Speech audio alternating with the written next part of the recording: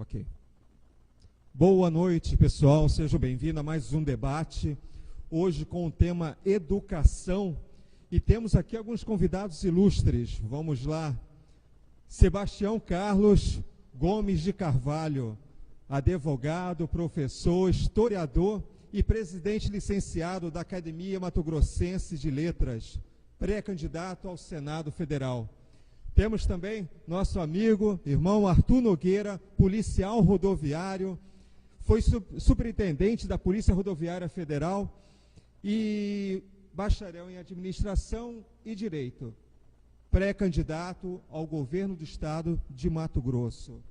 E o nosso convidado, que está lá em Rondonópolis, Jorge Ribeiro. Jorge, que é professor, poeta, ativista socioambiental e também pré-candidato a deputado federal. Jorge, você está nos ouvindo, Jorge? Estou ouvindo bem. Opa, deu um delay aí, mas estou ouvindo bem, ô Sidney. Boa noite a todos, e é um enorme prazer a gente poder ter essa oportunidade de falar a respeito desse tema que é muito complexo, no entanto, é essencial que a gente consiga, pelo menos, iniciar um debate acerca dele. Muito bem, Jorge.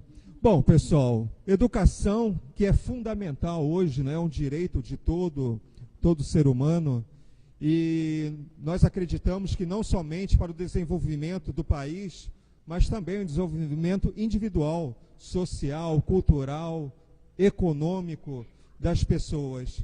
E um tema que sempre é um jargão, né, os pré-candidatos, posteriormente os candidatos, falam principalmente da educação, do transporte, da infraestrutura, da segurança pública. Então nós queremos já dar esse pontapé inicial sobre esse importantíssimo tema e darmos aí já para o nosso convidado de Rondonópolis, Jorge, que possa já começar com as suas ideias, né, que faz parte do seu programa de como pré-candidato, o tema educação. Bom, primeiramente, boa noite a todos. Não sei se está tendo aí o vídeo está saindo no momento correto, mas eu vou tentar fazer uma apresentação breve. Primeiramente dizer que o meu contato com a educação é há 12 anos, em que eu comecei a ter acesso a ela através da cultura, em que eu pude ter um grupo de teatro e poder ministrar aula desse grupo. A educação e a cultura devem estar sempre de mãos dadas, então é algo que a gente vai, de uma forma ou de outra, conversar. Também, até inclusive na hora em que o Sidney me apresentou a temática, eu quis inserir também assistência social, porque nessa transdisciplinaridade a assistência social também é um aporte muito importante para a educação.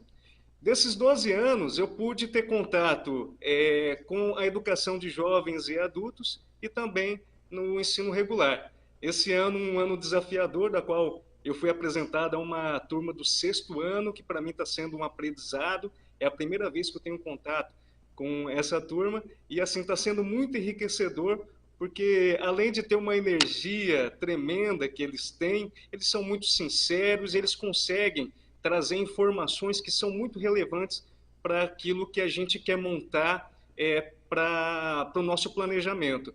As crianças elas são muito espontâneas, então elas falam bem aquilo que elas sentem. Então a gente consegue ver aquilo que é satisfatório e aquilo que não é através da boca delas. Elas são as mais interessadas nisso que nós estamos debatendo aqui agora.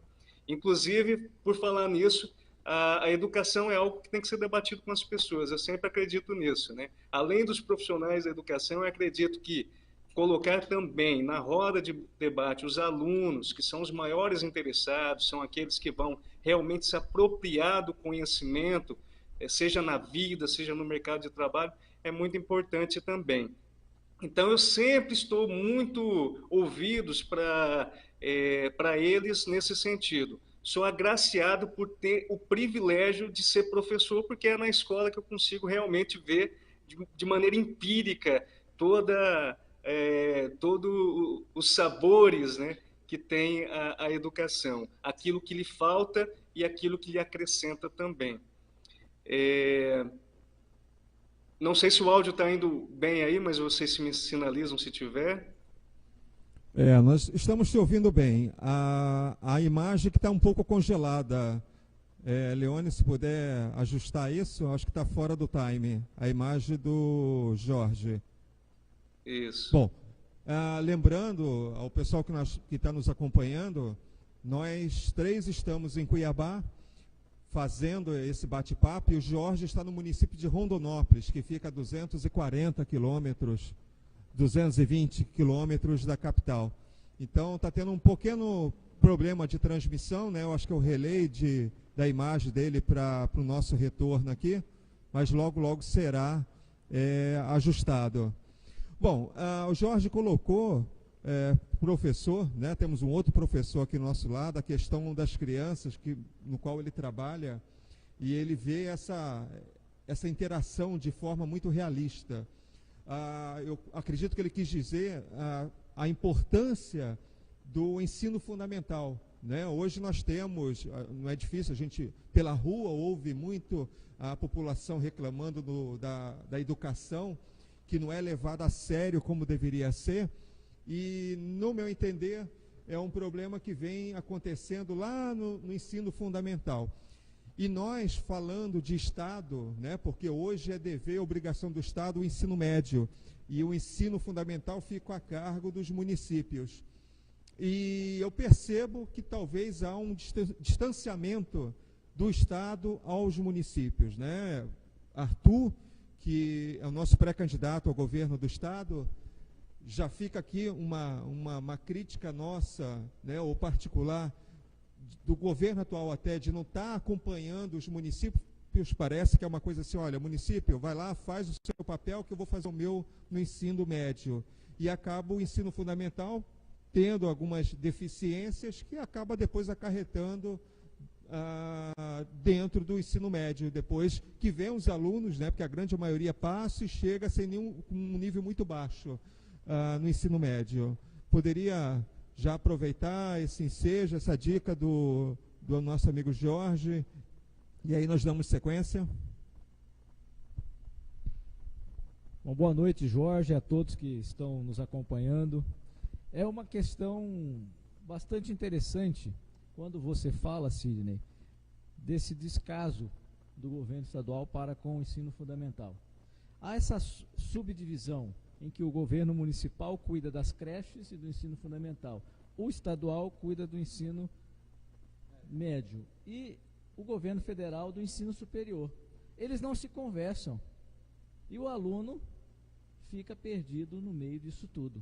Há que se debater, e isso estará no nosso plano de governo, o novo conceito de escola, para que a sociedade entenda, para que o aluno possa ser inserido, para que o professor possa ser inserido nessas políticas, e as secretarias municipais dos 141 municípios de Mato Grosso possam ter o norte da Secretaria do Estado, para que isso não ocorra. Tenha, de fato, o ciclo com continuidade até o final do ensino superior. Isso é um dever do Estado, está na Constituição. Então a gente precisa promover isso, olhar com essa visão mais ampla, e os professores, os profissionais da educação de maneira geral, são de extrema importância em todo esse processo para que possamos conscientizar a sociedade. O papel da escola tem que ser agregar a sociedade onde quer que ela esteja localizada, como indutor de mudanças e de políticas, não só naquele local, mas em nível de município e, consequentemente, de Estado. Ok. Lembrando a todos que estão nos acompanhando que as perguntas já podem ser colocadas tanto aqui no Facebook como também pelo WhatsApp. Eu estou aqui acompanhando, todas as perguntas serão lidas e respondidas aqui na noite de hoje. Professor, essa questão toda, né, dessa problemática, dessa falta de parceria do governo, principalmente do estadual, com o governo, os governos dos municípios, cada um cuidando do seu papel, um com o ensino médio, o outro com o ensino fundamental, o que o senhor nos colocaria que deveria ser trabalhado? Meus cumprimentos a todos os internautas. Eu quero dizer o seguinte, assim, há um equívoco muito grande e, de certa forma, artificial nessa divisão de responsabilidades. Porque o processo educacional é um só e único, certo? A preocupação com a base do ensino, que vem até na creche, porque a questão de uma criança bem tratada, e é tratada do ponto de vista da alimentação, das condições psicológicas, tem uma influência muito grande no processo de aprendizagem. Então, nós temos que ter uma preocupação muito mais ampla de que já há as imposições orçamentárias constitucionais de obrigatoriedade, né, de repasses para o município, da aplicação que o prefeito tem que fazer, do percentual do governo do estado e do governo federal. Mas nós não podemos afastar a necessidade de uma educação integral, certo? Esse aluno, esse estudante, sobretudo em estados periféricos como os nossos, mas de uma maneira geral no Brasil, ele não tem um acompanhamento quando sai da escola. Os seus pais ou trabalham ou não têm condições educacionais e culturais de dar esse suporte para o estudante. Então ele aprende, recebe aulas na escola do professor, volta para casa e praticamente não tem esse acompanhamento. Os pais estão preocupados mais com a luta pela sobrevivência. Eu defendo que o governo, seja ele da União, do Estado, dos municípios, acompanhe integralmente esse aluno, para que ele saindo das 4 horas diárias, que é muito pouco, e ele tenha esse acompanhamento. Por isso é que o ensino integral, que vai ocupar todo o tempo da criança, não só no aprendizado das disciplinas tradicionais, mas, sobretudo, com as informações de um mundo globalizado e tecnológico como o nosso, é de fundamental importância. Você sabe perfeitamente que em algumas disciplinas, você, com algumas horas de um vídeo, de um filme, você pode passar o que representaria vários meses e até um ano de ensino. Então, é muito importante que você possa, nesse contexto, conjugar cultura e educação. É impossível falar, meu caro Arthur, em educação se não tiver uma biblioteca. A maioria das escolas não tem biblioteca. O livro é ainda o meio de transmissão de cultura, de saber fundamental. E nós não temos bibliotecas. Nós não temos matérias que sejam ligadas a uma realidade factual do dia a dia do estudante. Portanto, a questão não está não só em construir mais escolas, mas em dotar essas escolas de condições mínimas, seja do ponto de vista cultural, seja do ponto de vista humanitário, de dar condições para esse estudante poder aprender. Pessoas de barriga vazia não aprendem. Pessoas sem um acompanhamento de outros mais experientes têm dificuldade imensa de aprender. Então, é todo um contexto que nos leva a priorizar o ensino básico, e aí há uma contradição. Toda a história recente do país, nos últimos 40, 50 anos, está em privilegiar as escolas superiores, as universidades, em detrimento, eu diria, do preparo para as escolas base, que é exatamente quando você consegue aquele mínimo necessário para poder continuar nos estudos. Porque, veja bem, nem todo mundo necessariamente quer entrar numa faculdade, mas todo mundo precisa e quer ter uma profissão, garantir o seu futuro. E é essa a preocupação, através das escolas profissionalizantes, para que nós tenhamos não apenas a preocupação que a gente vê muito nos governos de construir escolas, mas de preparar os professores, dar aos professores um salário digno e justo, e, em consequência, exigir deles também essa retribuição. Porque é muito difícil você exigir de uma pessoa se você não a remunera bem. E, às vezes, o professor, que é um ser vocacionado, ele sofre muito essa incompreensão. Então, nós temos que preocupar com o ensino básico, e quando eu digo ensino básico, ele começa no jardim da infância, no pré-primário. Nós temos que preocupar com a preparação dos professores, mas simultaneamente com salários dignos e justos.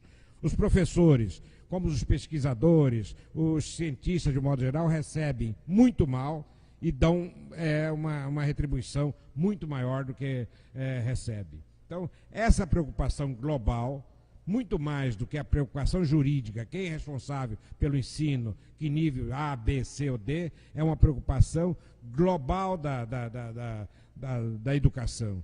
E a educação é irmã siamesa da cultura. Não existe possibilidade de um processo educacional de futuro, sobretudo no mundo globalizado, no mundo tecnológico como nós temos, se não tiver ao lado a cultura. Então, para cada escola, nós deveríamos ter uma biblioteca mínima. Em cada município do estado, nós temos que ter uma biblioteca municipal que atenda os interesses, não apenas dos alunos, dos estudantes, mas dos pais do aluno e do conjunto da sociedade.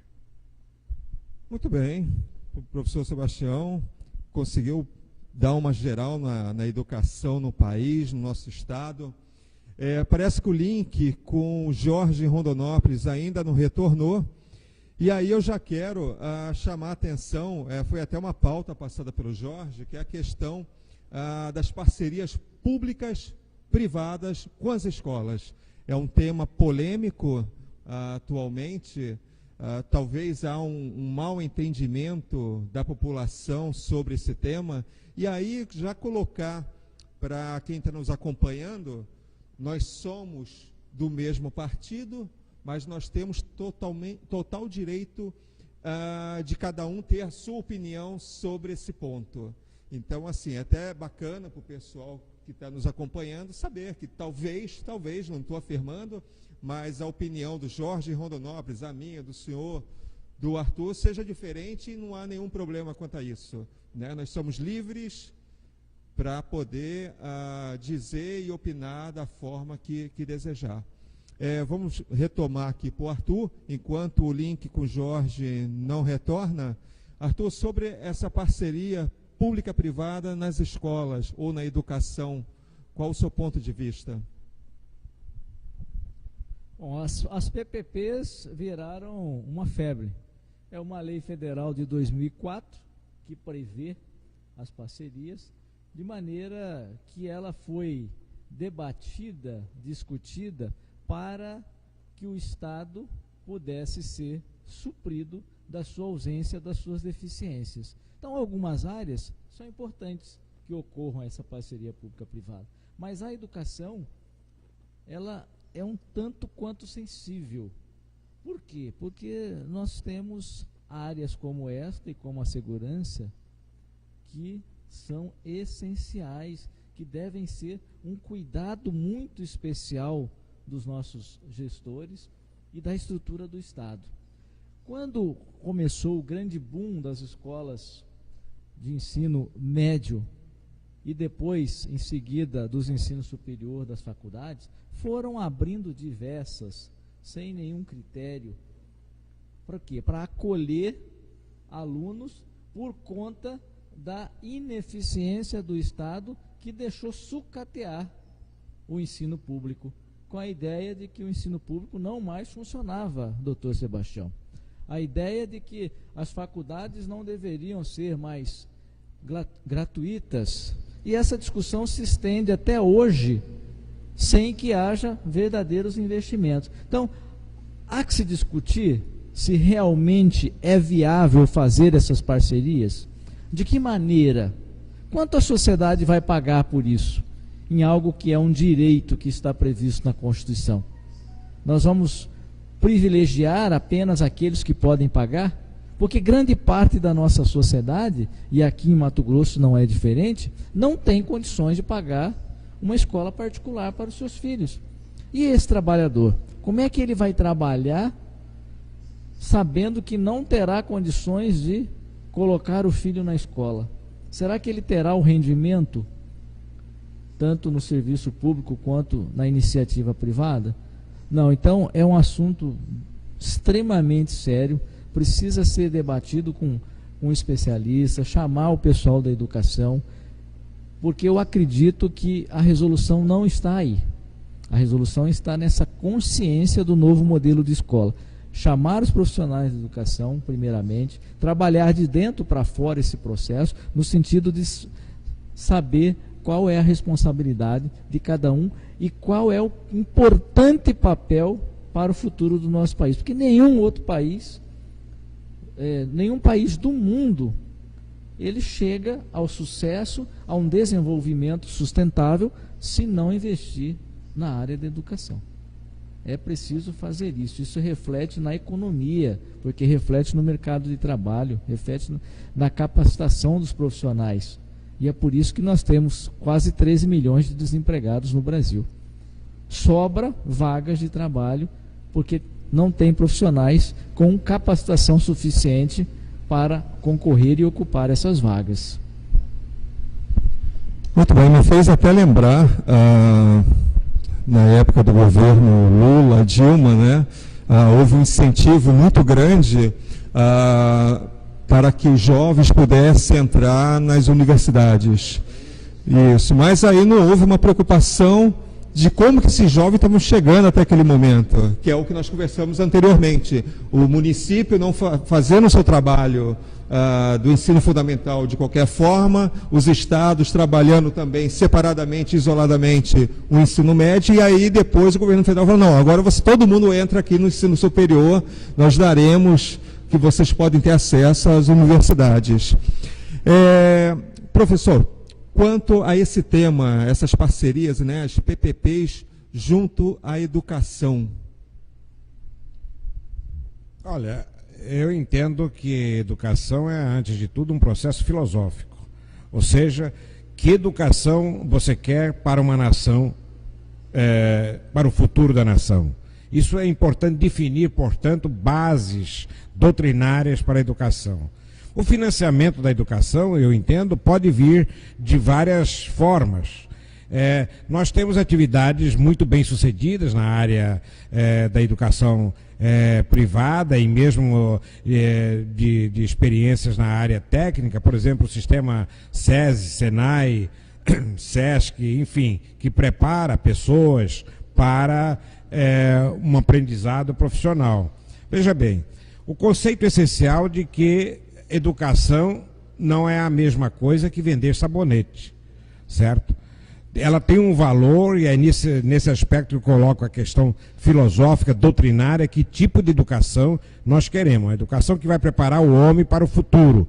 O homem para um futuro como esse nós estamos, tecnológico, de globalizado, de alta competitividade.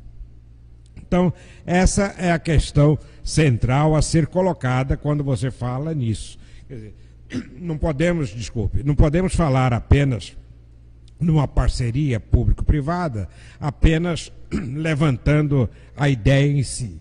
Tem que se discutir exatamente o que se pretende com isso. Até porque você vê o que houve no Brasil. A propagação tão grande de cursos superiores, saindo profissionais despreparados. Eu falo na minha área. Há mais faculdades de direito no Brasil do que nos Estados Unidos. Quer dizer, é uma coisa desproporcional, porque o sujeito vai lá no Ministério da Educação e consegue, até por influência política, autorização para abrir uma faculdade, e ele abre. Quantos cursos aí são abertos de medicina, sem terem laboratórios, sem terem hospitais, quer dizer, que vai preparar o aluno, quer dizer, o cara às vezes sai com teoria e às vezes sai bem, tem bons professores, mas ele sai sem aquele preparo e já é lançado no mercado de trabalho. Então, essa questão nós temos que nos preocupar muito, certo? Porque nós temos que ter profissionais, tudo bem, mas profissionais preparados. Muitas vezes é melhor que você tenha um técnico altamente qualificado do que ter um sujeito com diploma superior sem nenhum preparo. Então, ou com pouco preparo. Então, o que nós temos que ter a preocupação é exatamente essa, como acontece nos países mais desenvolvidos, certo? O sujeito preparado para a profissão e para enfrentar um mundo em transformação constante e permanente, certo? Então, a parceria público-privada deve se vir em que termos, certo? Há uma compreensão hoje no mundo todo da responsabilidade social das empresas, certo? Até mesmo como uma maneira de apaziguar as críticas mais ferozes que se fazem ao sistema capitalista, certo? Então, essa responsabilidade social nos vários campos, ambiental, da responsabilidade com a ética pública, isso está ganhando consciência. E, consequentemente, numa parceria dessa, a responsabilidade dessas empresas, que na realidade vivem da situação do país, a empresa não vive no ar, ela tem que ter um mercado de consumo, senão deixa de existir, ela tem que ter realmente essa responsabilidade que transpassa o simples fato de ter uma escola, certo? E de ter uma escola voltada apenas para o próprio umbigo, assim, digamos, de quem está se formando, mas uma escola com uma preocupação social, com uma preocupação mais ampla do coletivo. Me fez lembrar, se não me falha a memória, acho que final de 2016, que começou a sair esse assunto sobre as possíveis PPPs, e foi uma polêmica. Eu lembro que aqui em Mato Grosso, o governo do estado colocou da seguinte forma, que era para a construção dos prédios, compra dos prédios, né? Compra das escolas, e junto com essa compra viriam alguns serviços como de limpeza, de segurança, de merenda, né? da merenda já agregado àquela compra. Então, não estavam, em nenhum momento, terceirizando o ensino, no caso, para as empresas. E me fez lembrar também que Goiás veio com uma proposta dessas PPPs serem feitas com as sociedades, a mesma criada na saúde, as OSs, né? Organizações sociais, isso. Mas aí era no sentido de contratação de professores, principalmente os temporários, né? Então, assim, cada um colocou aquilo que achou mais importante e interessante no momento, mas como vocês dois colocaram, eu acredito também que deva se ver quais são as formas dessa PPP, né? Dessa parceria público-privada, de que forma que tem que ser feita, porque cada estado hoje, ou até mesmo cada município, tem a sua necessidade. Então, você tem que olhar de forma bem particular. Veja bem, você tocou num aspecto importante, Sidney. Por que não há no Brasil a tradição da filantropia, como existe, por exemplo, nos Estados Unidos? As grandes universidades, Yale, Harvard, Cambridge, nos Estados Unidos, são mantidas com doações de grandes empresários que, além da doação em si para a universidade como um todo, eles patrocinam bolsas de estudos ainda para jovens que têm grande possibilidade, inteligentes, tal, que querem se dedicar. No Brasil, nós não temos essa tradição. Você cita um ou outro caso raríssimo. Então, nós temos que criar a consciência de que as empresas, os empresários, têm que ter essa preocupação com o coletivo, com a sociedade como um todo. Nós não podemos ter apenas empresários, como tem acontecido agora, num capitalismo ao trance, um capitalismo do século XIX, XVIII, preocupado apenas só em extrair e aproveitar em causa própria os recursos. Nós temos que ter uma preocupação, e aí entra aquela questão, por exemplo, da taxação de grandes fortunas, etc., no benefício do coletivo. Nós temos que ter essa preocupação de que o empresário tem que estar voltado também para o coletivo, para o social, porque a empresa dele é fruto do desenvolvimento do país, é fruto do esforço, do suor, da luta de todo um povo, e não apenas das presentes gerações, mas do passado também. Então aí é que está. tem que se criar essa nova cultura da participação, sobretudo num processo fundamental, decisivo, que é o educacional. Jorge, você está nos ouvindo para participar aqui? O seu vídeo parece estar dando um delay muito grande, mas a questão agora retornou. Ok. Está conseguindo nos ouvir, Jorge? Tá ok, né? Só o vídeo que está com bastante atraso. Ok, mas consegue nos ouvir? Sim, consigo ouvir. Tá, eu vou passar a palavra para o Arthur e em seguida você dá suas considerações junto a esse tema, ok? Tudo bem. Dá para fazer uma importante conexão naquilo que o Sebastião Carlos acabou de nos trazer. O Brasil, ele não investe em pesquisa. Nós perdemos esse feeling há muitos anos. Os nossos profissionais acadêmicos, eles saem do Brasil porque no Brasil não há um incentivo. E o que acontece? Isso dá para se saber uma das causas da evasão escolar. Qual é a motivação hoje para o aluno ir para a sala de aula?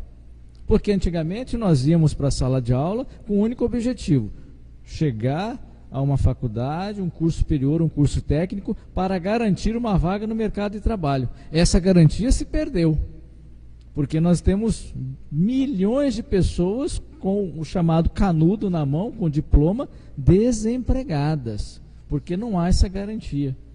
E as grandes empresas trazem profissionais, inclusive de fora, trazem tecnologias de outros países, porque as nossas universidades não investem, porque o governo não destina orçamento para esse fim. Jorge, a palavra é sua.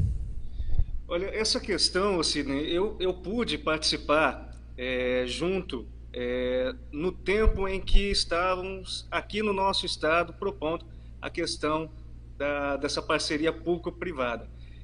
Eu tenho uma opinião bastante equilibrada a respeito dessa parceria, porque nós temos algumas urgências, que é claro que historicamente o Estado ele não priorizou a educação, não priorizou a estrutura, a infraestrutura das escolas, e portanto nós chegamos ao viés que nós chegamos. No entanto, não podemos deixar de se lembrar dos alunos que passam tem problemas diários por conta dessa falta de infraestrutura. Então acredito que é importante ter um equilíbrio. Só acho que isso tem que ser debatido, precisa de um tempo para ser debatido essa questão dessa parceria público-privada. Mas mais do que você ter uma grande infraestrutura na escola, e aí a gente pode se lembrar de Pitágoras, que quando fez o seu teorema, provavelmente não tinha uma fração mínima daquilo que nós temos hoje de acesso à estrutura, fontes de pesquisa, etc. E ele conseguiu desenvolver um teorema, né? Coisa que hoje nós tentamos com os nossos estudantes, com bastante dificuldade, passar algo que já foi criado, na verdade. Então, assim, eu acredito que a infraestrutura ela é uma coisa muito importante, mas uma outra tecnologia aí tem que estar...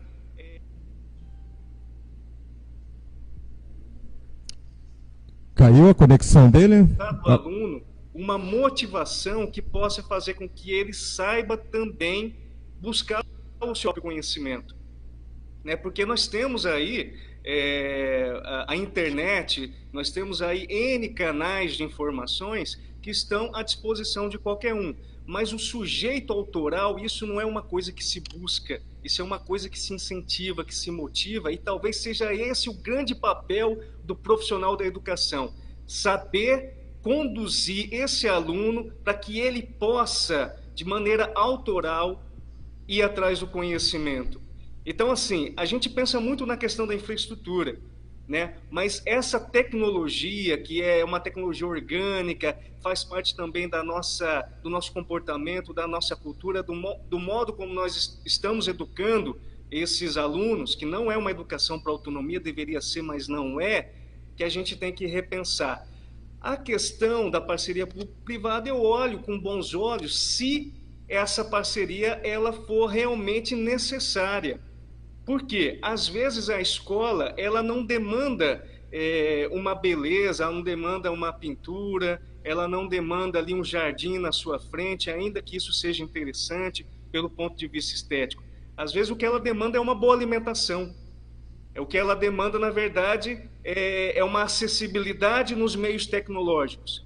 E a acessibilidade dos meios tecnológicos, nós sabemos que um estado quebrado igual o nosso está, fica muito difícil, fica muito demorado a gente adquirir. Eu ainda fico muito penalizado e pesaroso por conta de não levar essa tecnologia para a sala de aula.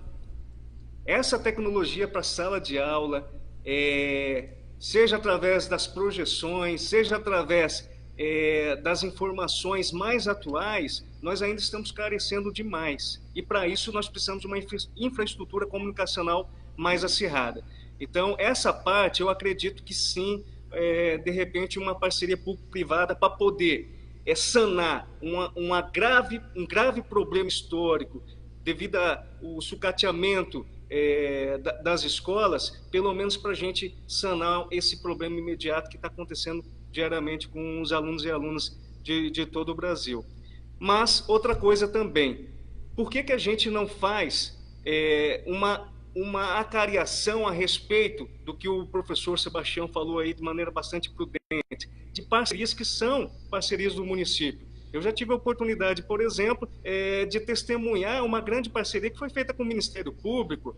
Essas ações são ações que são feitas e executadas com um pequeno espaço de tempo, né? Então, para sanar coisas emergenciais, às vezes, na escola, uma parceria com alguns públicos, entidades privadas, talvez vai fazer com que aquele ano não seja um ano prejudicado por conta dessa falta de atenção que houve com os anos para a escola.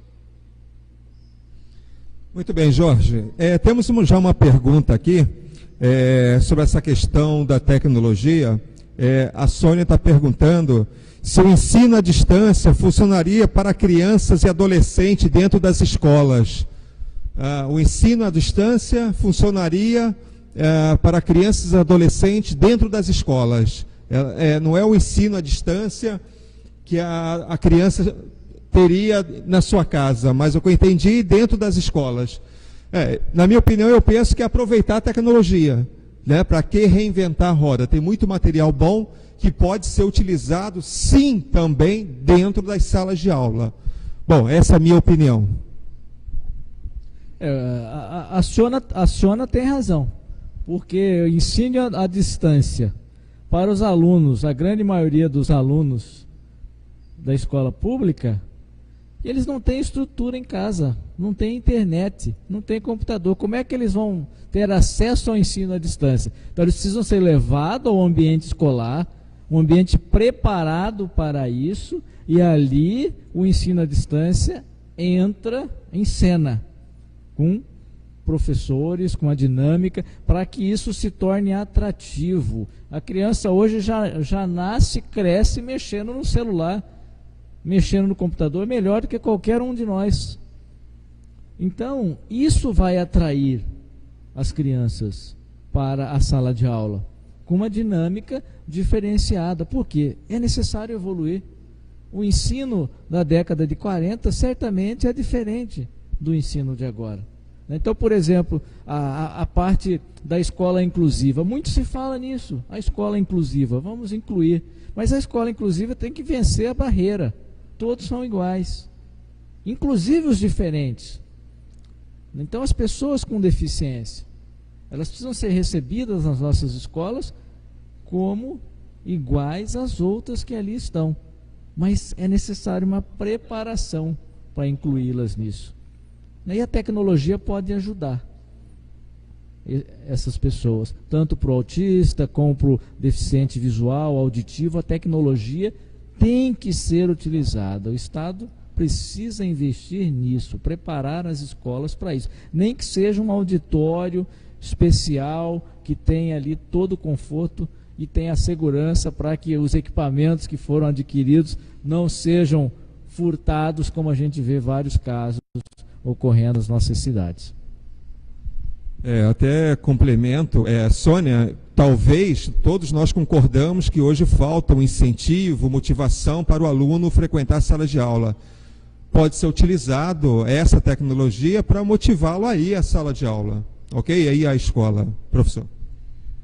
Eu penso um pouco diferente. a não ser, se for a tecnologia para substituir o professor em sala de aula, ou pelo menos em grande parte do horário, eu acho que isso é pernicioso. Porque a tecnologia é um instrumento que depende de quem usa, quem está atrás disso aí. Quando você fala isso no ensino à distância, onde não tem condições de acesso a professor em lugares longínquos, ou então no nível superior de educação, tudo bem. Por que eu digo isso? Porque é essencial o pensamento crítico, certo? É como um canal de televisão, um aparelho de televisão. Você muda de canal a hora que quiser. Portanto, que tipo de aprendizado vai chegar ao aluno se ele não tiver uma consciência crítica para interpretar aquela mensagem que está sendo passada para ele? É fundamental isso. Um adulto que tenha o ensino à distância, e o ensino à distância aparece na década de 70 na Europa, e eu estive na Espanha, na Universidade Autônoma, na época, fazendo um curso sobre a universidade à distância, porque voltada para adultos, que já tem uma consciência e uma experiência de vida X, que você pode, então, interpretar uma mensagem que ele é passada, né? Sobretudo hoje pela internet, mas antes pelo cinema, pela televisão, e que uma criança não teria. Então, a sala de aula durante o ensino fundamental, desde o ensino básico, fundamental, antes de entrar na faculdade, deve ser 100% de professores preparados. Não estou dizendo que não deva ser utilizada, eventualmente, como citei antes, um filme que conta uma história do Brasil, que conte uma outra, que passe uma outra informação científica ou cultural, mas que tenha um professor para interpretar e examinar aquela mensagem que é passada. Nós sabemos hoje que há mais de 6 milhões de sites na internet. Se você levar 1 segundo em cada site, você vai ficar um ano inteiro para percorrer todos. Então, a internet é um universo que ainda não foi mensurada totalmente. Você aprende coisas boas e você tem coisas péssimas e horríveis. Então, não basta a tecnologia em si. A tecnologia, de certa forma, é neutra. Ela depende de quem está atrás, dirigindo aquilo. E esse estar atrás, no assunto que estamos tratando, é o professor. O professor dentro de uma visão ampla de mundo, certo? Por isso é que nós insistimos, temos que preparar nossos professores também. Talvez esses que estão saindo dentro de uma formação pedagógica, didática atual, não sejam suficientes para encarar a dinâmica de um mundo contemporâneo. Se nós formos comparar o tempo que um estudante japonês, por exemplo, ou coreano, fica na escola, ele fica 10, 12 horas na escola, é claro, não é só sentado estudando, tem computadores, tem meios de diversão, etc. Quer dizer, você não vai ficar o tempo todo só pregado em livro, não é isso. Aliás, o processo educacional tem que ser um processo lúdico, ou seja, que envolva a alegria de aprender, certo? Para não se tornar uma coisa chata e cansativa. Mas aí tem que ter a presença do professor, como uma espécie de um maestro que dirige uma orquestra. Porque se nós formos pensar apenas em tecnologia, nós vamos esquecer então os grandes espetáculos para ficarmos só atrás de um videogame, atrás de um CD, etc. Então, eu sou moderadamente a favor, do ensino através de tecnologias no ensino básico como ilustração, como um complemento. Mas sou absolutamente contra fazer o ensino à distância para o ensino básico e fundamental. Jorge, já vou passar a palavra para você. O Felipe Correia colocou aqui que no Amazonas a solução que vem dando uma solução que vem dando ótimos frutos, que é o EAD. Ótimos professores dão aula ao vivo em uma central para vilarejos e aldeias com facilitadores em sala, respondendo em tempo real as dúvidas dos alunos do estado inteiro. Eu lembro, Felipe, também de ter assistido uma reportagem sobre a utilização utilização do EAD nas aldeias, né, no Amazonas. Jorge, você ainda está conectado aí conosco? Com certeza, Sidney, acompanhando aqui em alto e bom som. Sidney, a questão do EAD, né, que é o ensino à distância. Eu acredito que vai ser o futuro. Não vamos mas, ter Jorge, onde... só a pergunta da Sônia é a questão de levar o EAD ou a tecnologia para dentro das salas de aula. Não é o ensino à distância, que sabemos que há importância, mas a utilização dentro da sala de aula para adolescentes e crianças. Eu acho perfeitamente possível se for considerado um suplemento, né? Nós não podemos aí substituir a figura do professor e jamais pensar que uma criança deveria perder a oportunidade de socialização, de conhecer talvez o melhor amigo da vida dela na escola, como é o meu caso, como poderá ser o seu caso também, de passar uma infância colaborativa, dividindo os mesmos espaços, tendo as diversas experiências que somente a escola consegue trazer para o indivíduo. Você tirar isso da experiência de vida de um aluno, isso é impensável. Eu acredito que você suplementar o ensino trazendo informações, como, por exemplo, um grande telão demonstrando grandes museus da Europa, você não vai conseguir levar a criança até lá, mas você consegue dar um atrativo visual para essa criança, pelo menos para ela saber que aquilo existe, que um dia talvez ela possa vir a visitar. Eu acho importante. Então, isso acaba sendo o ensino à distância. Você trazer convidados, como é o caso, como nós estamos fazendo aqui. Poxa, eu estou aqui a 220 quilômetros de distância de vocês, mas estou tentando fazer a minha contribuição. Essa contribuição que se dá, independente de onde o professor esteja ou esse convidado esteja, que venha agregar o conhecimento, que esse é o nosso foco, o conhecimento, também pode ser bem-vindo para uma sala de aula. Eu só não acredito de retirar totalmente a criança desse espaço escolar. Priva muito a questão da socialização. A escola deveria ser um espaço em que pudesse suscitar a capacidade democrática do sujeito, né? E acredito assim, que todos são capazes de aprender, né, no seu tempo, cada um tem o seu ritmo, tem a sua forma. No entanto, tem que ser pedagogicamente bem ensinados, né? O aluno, ele precisa, para entrar nesse meio, também ser preparado para isso. E não só o aluno. O professor Sebastião falou muito bem, os profissionais da educação também precisam reconhecer esse nosso tempo, esse século XXI, que traz tantas novidades para nós, e que as crianças que nascem nesse tempo já não se conformam mais com o ensino tradicional e com as velhas maneiras de se dar aula. Então precisa realmente ter um convencimento em vários setores.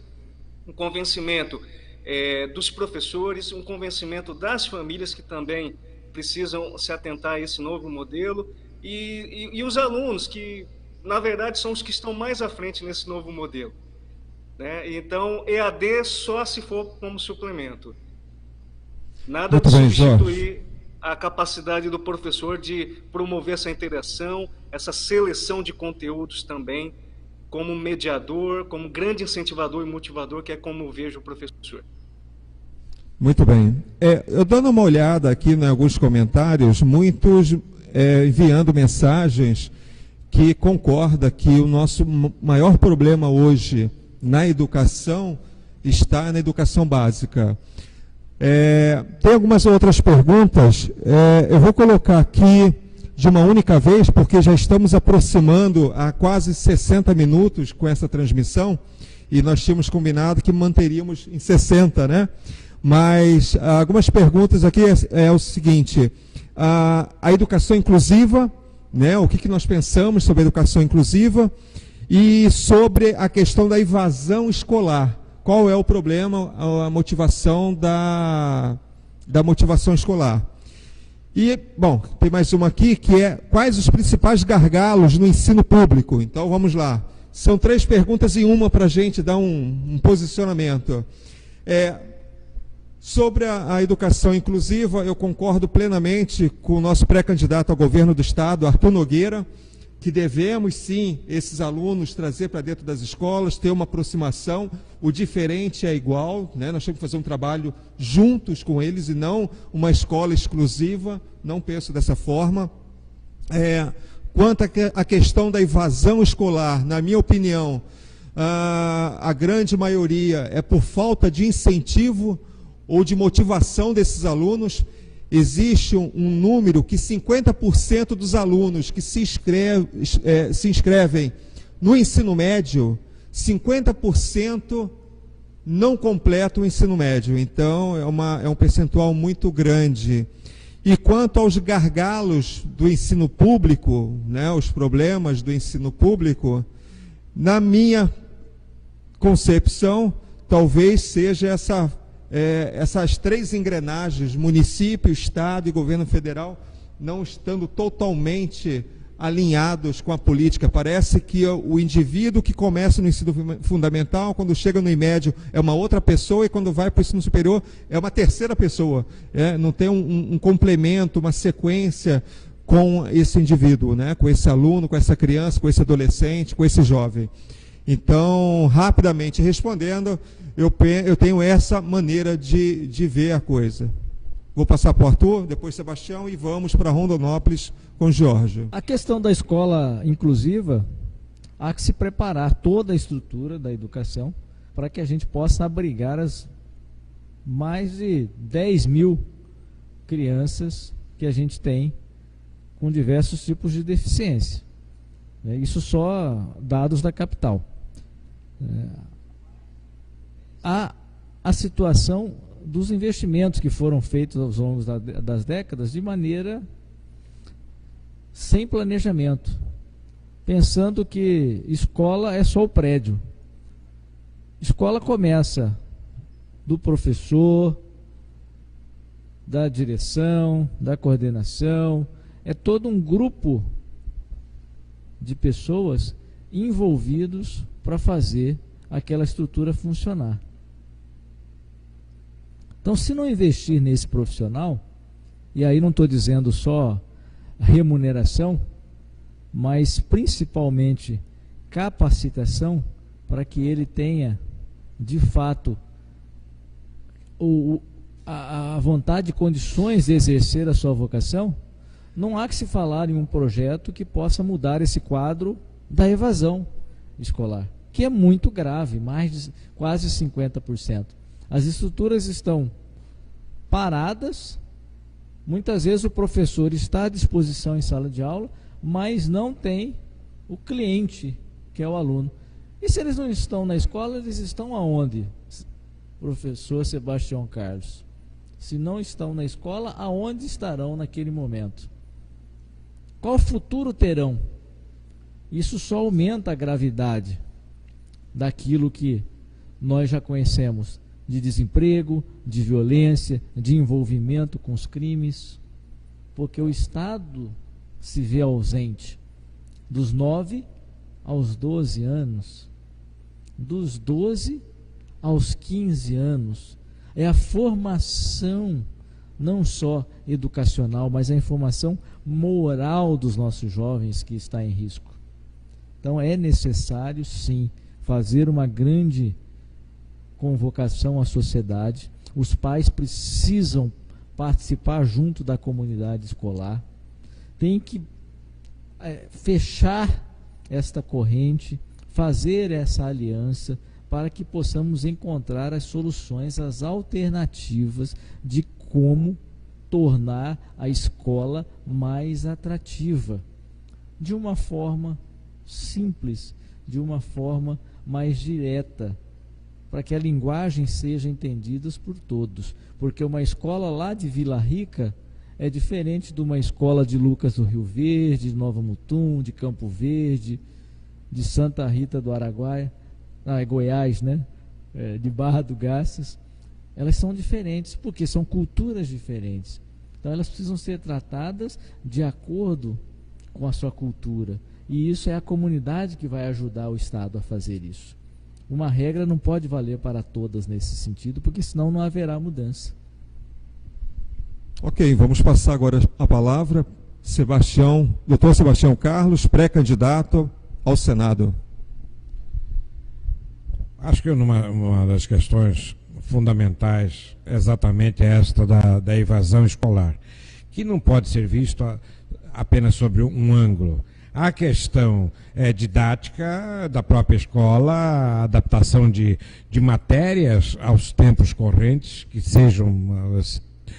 tenham um certo pragmatismo nas matérias, pelo menos nas matérias técnicas, que possam levar o aluno a se interessar basicamente. E aí vem um outro apêndice aí, que seria o preparo do professor para motivar o aluno, o preparo intelectual dele e a sua competência psicológica de motivação. Vem os meios tecnológicos que podem ser utilizados, como falamos agora há pouco, para essa motivação. Esse é um aspecto. E há um elemento fundamental, a questão social. Como exigir de um pai que ganha um salário mínimo, 2 salários mínimos, uma mãe que é lavadeira, que é cozinheira, ou que tem vários filhos, possa se preocupar com o filho que está aí na escola? Ela manda os filhos para a escola, às vezes até como uma maneira de ficar mais tranquila em casa, de poder desenvolver aí outras coisas, e não dentro de uma perspectiva realmente que é necessária e fundamental à escola. Enquanto não melhorarmos, aprimorarmos essa situação social injusta, perniciosa, em que faz o pobre cada vez mais pobre, em que tira a perspectiva de vida, pelo menos vida com qualidade, das famílias que moram em cubículos, famílias cujo pai sai e não tem segurança de que voltará para casa à noite. Isso tudo cria uma instabilidade que leva o aluno, o estudante, a sair ou porque está sem perspectiva nenhuma, ou porque é uma maneira de ajudar salarialmente em casa. Não adianta essa perspectiva que vai lá na ponta de combater o trabalho infantil. Isso é apenas uma situação que vai atuar nas pontas. Nós temos que atuar na raiz, ou seja, melhorar a situação de vida do trabalhador, dar-lhe um salário mínimo melhor, outros estímulos de garantias de saúde, de garantias de segurança, enfim.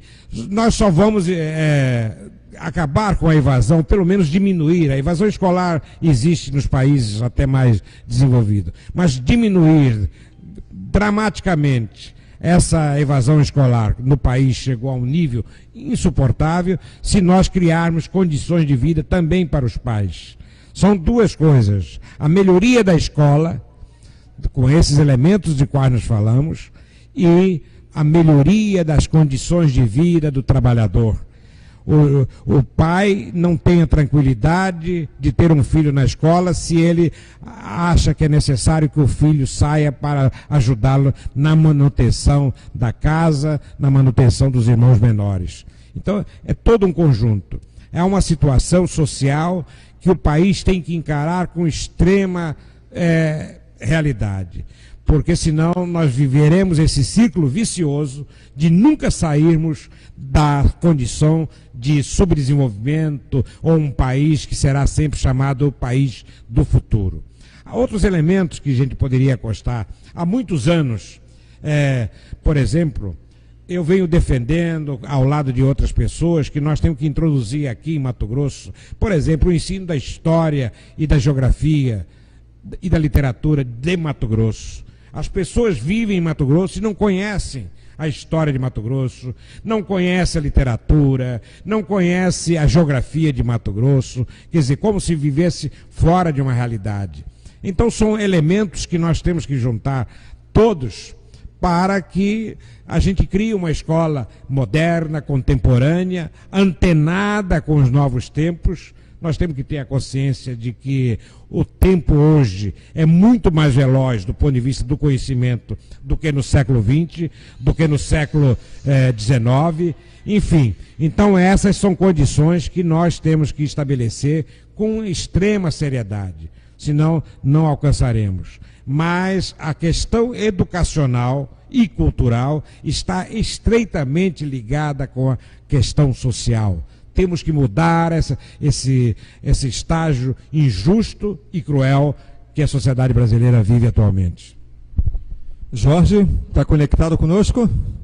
Estou conectado, Sidney.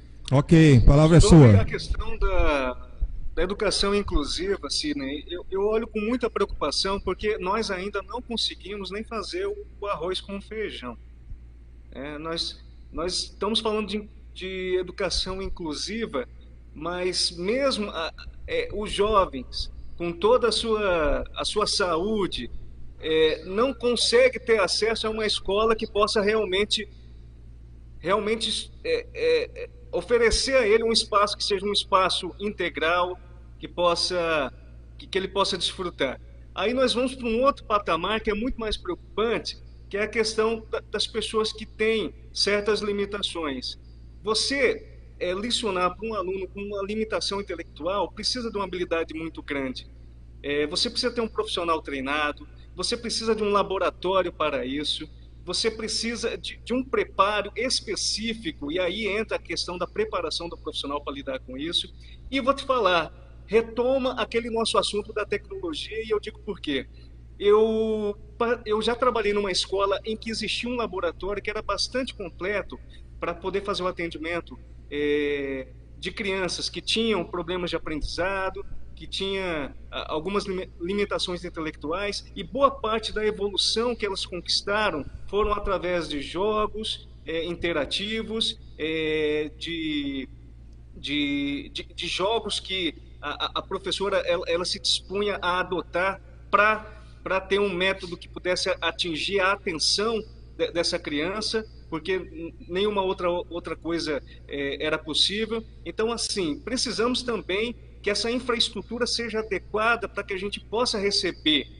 Como é que você vai incluir uma criança que precisa de uma atenção especial, sendo que você não dispõe de uma equipe com uma atenção especial?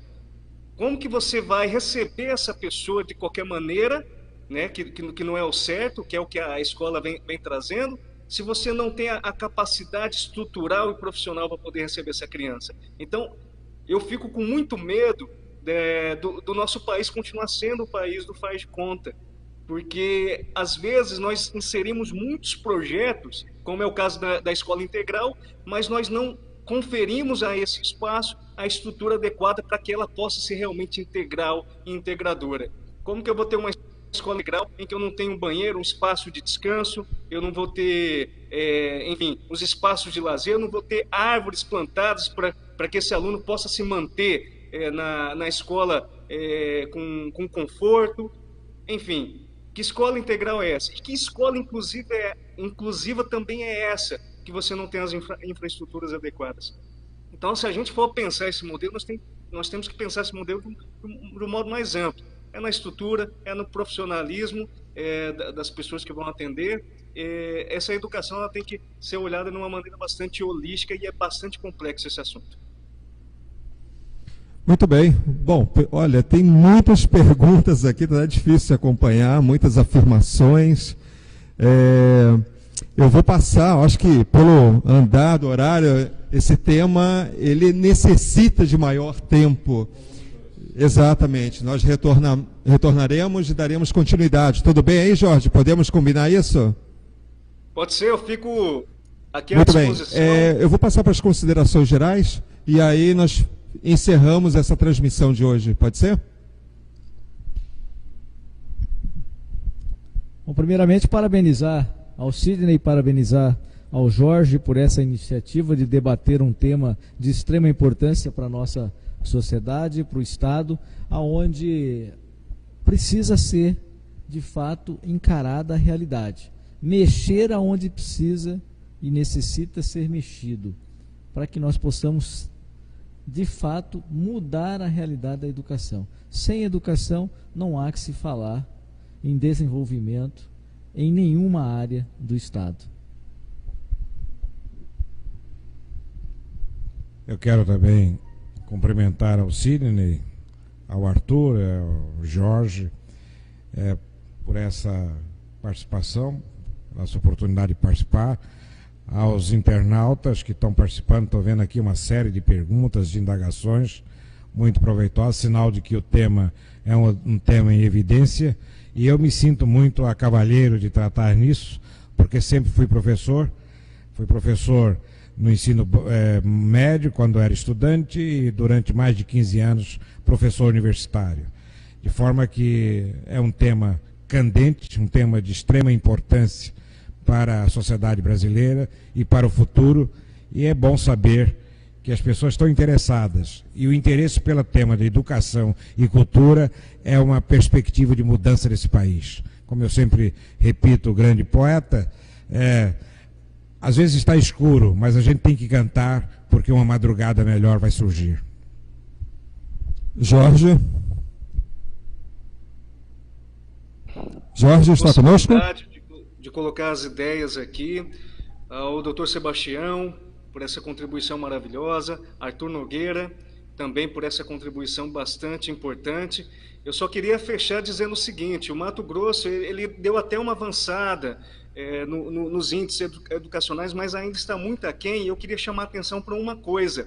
Existe uma discrepância enorme entre o que o índice apontou, né, que é o IDEB, apontou da escola pública para a escola particular. A gente precisa saber as motivações que fazem com que exista essa discrepância. Eu não quero aqui aceitar que a escola pública seja pior do que a escola particular. Eu quero viver um país em que o filho da empregada, assim como o filho do patrão, ele possa ter o ensino tanto para um quanto para outro da mesma maneira, com a mesma qualidade, oportunidades iguais para todos. Então, eu acredito que a gente tem que seguir nesse caminho, tá certo? E debater a educação é isso. Outra coisa que eu queria dizer é o seguinte, que, se possível, incrementar essa temática à questão da assistência social. Porque eu não consigo ver a educação, Sidney, sem esses aportes que são fundamentais, que é a cultura, que é o esporte e que é a assistência social. Isso aí foi uma experiência de vida. Não tem como você dar uma educação de qualidade se você não trabalhar as famílias, não trabalhar a criança, principalmente nos seus primeiros 1000 dias, que até o 3º ano de idade. Essa criança ela tem que ser muito saudável para entrar na escola e conseguir prosperar intelectualmente cada vez mais. Então, esse foco na família tem que ser uma atividade intersetorial para que a educação possa dar conta, porque ela sozinha não dá. A educação não pode ser isolada, nós temos que ter outras vertentes aí também como suporte. Muito bem, Jorge. Muito bem, obrigado. Jorge falou muito bem a questão do IDEB. Houve um avanço muito grande nas questões dos índices, né, dos números que existem hoje na educação. E até me chamou a atenção, que é o PISA, que é um índice, é um levantamento internacional, são 70 países, no qual mostra, são perguntas para os jovens de 15 anos sobre ciência, sobre literatura e sobre matemática. E por todos os avanços que existiu no Brasil, nosso país ainda está no número 67, de um total de 70, isso em literatura, ou seja, os jovens na idade de 15 anos não sabem completamente interpretar textos. Na matemática está na posição 63, então isso é preocupante. Estamos fazendo política pública em direção à educação, mas existem muitas falhas. E aí, respondendo a Esther, que fez essa pergunta da questão dos gargalos, existem muitos problemas, mas temos também que levar em consideração que talvez falte uma correta interpretação de todos esses índices que existem hoje. Talvez, se fizermos uma leitura correta de todos os números, podemos sim dar um direcionamento correto para a educação em nosso país, em nosso estado. Bom, ficamos aqui. Eu sou Sidney Varanes, pré-candidato a deputado estadual. Obrigado pela sua participação, obrigado pela sua presença nesse nosso canal, essa nova forma de fazer política. Tivemos algumas falhas, na próxima estaremos mais afiados. Obrigado, fique com Deus e até a próxima.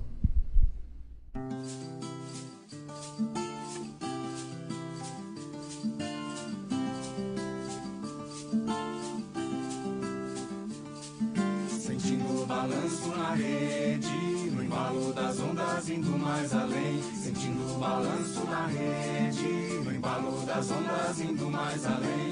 É gente que segue remando e cantando nas voltas que o mundo tem. É gente que segue remando e cantando nas voltas que o mundo tem. Eu sou rede, sou mais um. Somos redeiros unidos, tecendo o futuro da nossa nação. Eu sou rede, sou mais um. Gente de paz que carrega no peito a luta da dignação.